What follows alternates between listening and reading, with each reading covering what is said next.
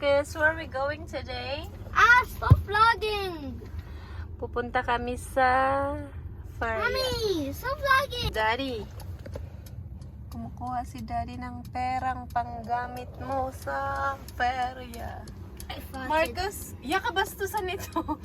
Shut my peanut! Oy, shh. So, are you excited for the Feria? Of course. This is memories, and of course, and what are you gonna ride? Si Daddy. Ayan ang driver natin. So, ito na nga. Pupunta na kami sa Feria. O, ayun, ang dalaga ng aking gelatis. Yan o, nakikita niyo na ba yan? Yung Ferris wheel. Mga 5 to 7 minutes lakad lang to galing sa bahay. Pero, dahil galing kami sa school, nag-diretso na kami dito. Kaya, nag-drive ng aming driver. Marcus! You were so scared, weren't you? Yes! Boys, look at here. I don't want video. No, this is our memories, Marcus. So we have memories for this Feria. There's a memory.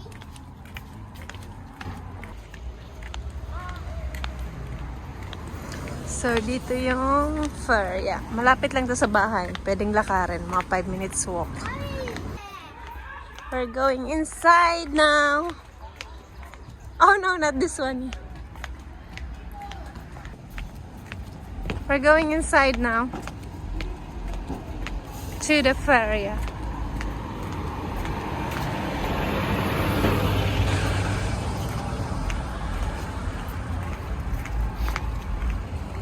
Marcus!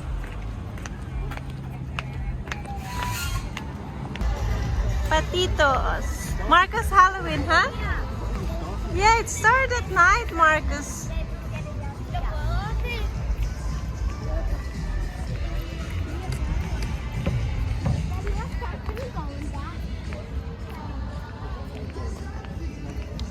Ganda dito. Is that yummy? Marcus? Ready? Cheers. Ganda dito. So, ito na nga yun. Dito na kami nag-start ang tawag dito, rides. Oh my God, nakakatakot. Hindi naman ako takot. Yung anak ko natakot sa una. Kasi, natakot na siya sa mga rides ngayon. Kasi pinasakay siya nung tatay niya dun sa Vikings. Alam niyo Vikings? Pero hindi dito, sa UK. Kaya grabe, na-trauma siya. Tapos, kung maririnig niyo dyan, yan kami yung nasa pinakahuli. Kung maririnig nyo dyan, siya yung tumitili. As in, umiiyak siya. Pero mga ilang rounds naman na parang nasanay na siya. Basta, nakayakap ko lang. Niyakap ko lang. Ayan o, kami yung nasa huli. Pati ako tili na ng tili. Kasi, tawag dito, para yung parang maano niyang, okay lang. Tapos, pero grabe na yung takot ko. Akala ko magpapass out na siya. Ayan o, kami yung nasa huli. So, ang ingay, nag-voice over ako dito sa labas. Grabe. Pero enjoy naman. Tapos ito, ewan ko kung ilang na to. After kasi nun, hindi na ako naka-video kasi grabe yung hilo ko. Kasi before akong sumakay dun sa rides na yun, uminom ako ng alak. Tapos grabe, nahilong-hilo talaga ako. Ang tagal ko nakaupo. So, si daddy niya na ang sumama sa kanya. Pero dumating naman yung friends niya, kaya may nakasama siya. Pero, dito kasama na ako. Parang, okay na yung pakiramdam ko. Umakyat sila dyan sa, Super Mario. Tapos ang tagal niya pa dyan nawala yung video dito. Ang tagal niya, may tinatakutan siya. Yung na yun, yung bilog na yun. Ang tagal niya dyan ang tawag doon? Ano ba yun sa Bicol? Nakabalyo, basta yun na yun, ang tagal niya, natakot-takot pa siya doon. Tapos ayan na, yung kasama niya na yung friend niya. Nag-enjoy naman siya.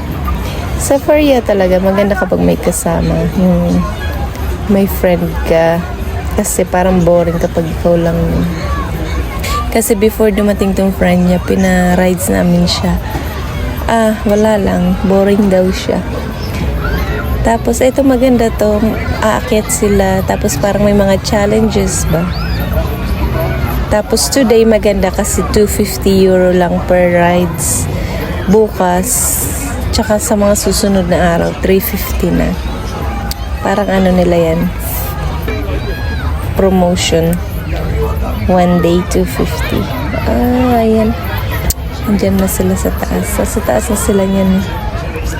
Tapos, ang ganda ng offerya dito sa Spain. Meron ding nakaraang buwan sa Marbella, pero mas gusto ko dito sa San Pedro kasi malapit lang sa bahay. So, ito yun paggabi, oh. Maganda siya sa paggabi. Ang daming tao. Kunti pa nga dito sa video to, pero nung mga last na, ang dami ng tao. Hindi na kasi ako naka-video eh. Kasi nahihilo pa rin ako. Tapos ayan na, bubudulin niya yung tatay niya. Ewan ko anong gusto niya dyan. Parang gusto niya mag-ano ng balon. Mag-poke ng balon. Ayan o. Ayan, nabudol niya ang tatay niya. Tapos ito. Ito yung pinarides namin na siya. Kasama na yung kaibigan niya. Nag-enjoy naman. Takot ako eh. Akala ko mag-iiyak na naman. Okay naman kasi siya dati sa mga rides. Na-trauma lang talaga siya kasi nung pumunta sila ng UK.